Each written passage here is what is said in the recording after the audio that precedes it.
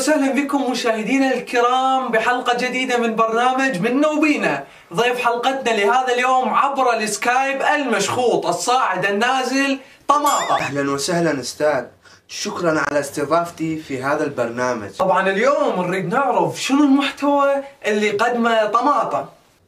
حززني واحمسني، شنو يعني محتوى؟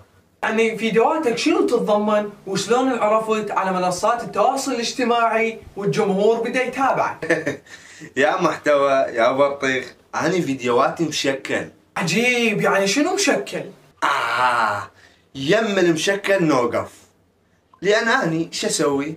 أخلي الموبايل وأمرغل بنفسي وأمثل. زين وين الفائدة بالموضوع حتى الجمهور يتابعك؟ الفائدة يم السد، وأني جاي أزرع البسمة على وجوههم وهم حبوا هذا الشيء. يعني تجنن بنفسك حتى تضحك الناس عليك؟ لا أستاذ، ما أقبل السولف هيك، ما أقبل تقول تجنن بنفسك، وهذا الجمهور يحبون هذا الشيء. زين ليش ما تقدم شيء هادف ومتابعينك يستفادون منك؟ والله أنا ما أعرف أهدف، رجلي اثنينهم يسار. يعني راح تستمر بهذه سوالفك؟ بيا سوالفي، أنا جاي أستلم فلوس من وراء هذا المحتوى، وأنا مشهور، أنت من يعرفك؟ وأنت منو يتابعك غير بس اللي يشبهك؟ أني وأعوذ بالله من كلمة أني لو أعرف هيك كان صورت ويا الديك وما جيت البرنامج مالك. باي. طبعا للأسف اليوم شاهدنا الكثير من هاي الحالات، لكن ما يفرقون بين الشهرة والشهيرة، ويركضون وراء عدد المشاهدات واللايكات، وهم مقشمرين بروحهم، ومثل ما يقول أبو المثل جنن بروحك وعيش طيب.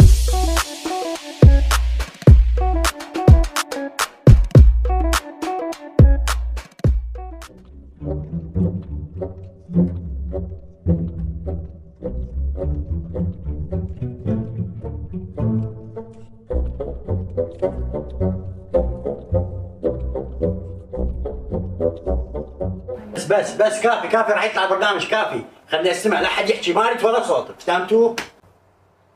نلبس حزام الأمان؟ ادري قابل راح نطير. لكم كافي، ما تسمع قلت لكم البرنامج راح يجي؟ برنامج؟ ايه برنامج، خلينا نشوف عاد. عيني وانت من يمتى تباوع برنامج؟ وليش؟ من اخذتيني كتبوا بالعقل ممنوع المتزوج يطمش على برنامج.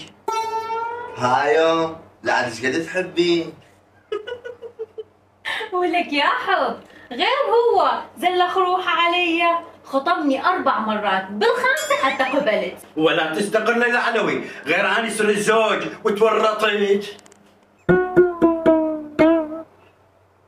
اقول لكم شني؟ مسوي المقلب بينا؟ اشوف واحد قام يفضح الاخ.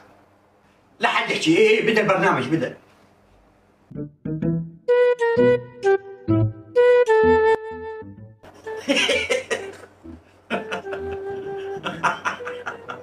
يا والله حلوة. على شنو تضحك؟ بعدهم ما مسوين شيء. يعني شلون؟ انتظروا اللي يسوي شيء؟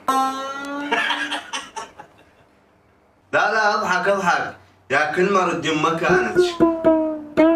هو هذا البرنامج اللي خبصتنا بيه؟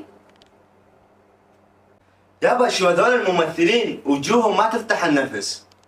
انت شعلك بوجوههم، تيجي تناسبهم، تيجي تشوف محتواهم. ليش بس وجوههم لا يعرفون يمثلون ولا عندهم كاريزما؟ وين الماسكه تدلقم لك بالجزمه. ترى والله كلام ابنك صحيح. طبعا من يشد العروسه؟ عروسه؟ ابني لا تخاف، ترى ما يزوجك.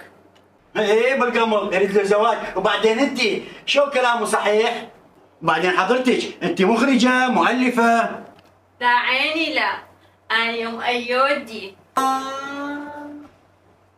زين اقول لك، انت خريجه معهد فنون جميله؟ لا عيني لا، أنا ما خريجة معهد فنون جميلة، أنا أم أيودي.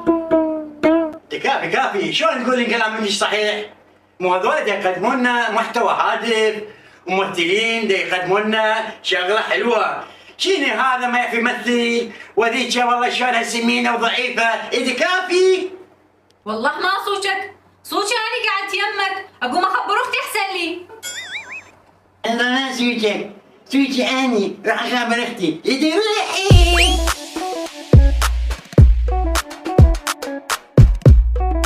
اهلا وسهلا بكم مشاهدينا الكرام، ورجعنا لكم بسالفه جديده هي عن حمد وحمود وامهم اللي كانوا يسكنون بالقرى.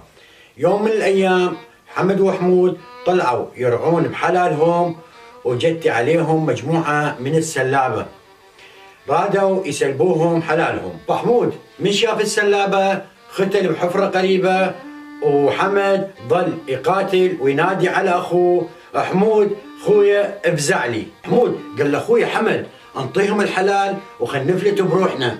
حمد قال لاخويا ما ياخذون صوفه وحده لو على جهتي. حمد ابى ان يسلم الحلال مالته للمسلبجيه، فقاتلهم وقتل 5 من عندهم، وبعدين هو قتل. وبهاي اللحظه طلع حمود من الحفره وخلى اخوه على الفرس، وخلى جثث المسلبجيه على الفرس وخذهم للقريه.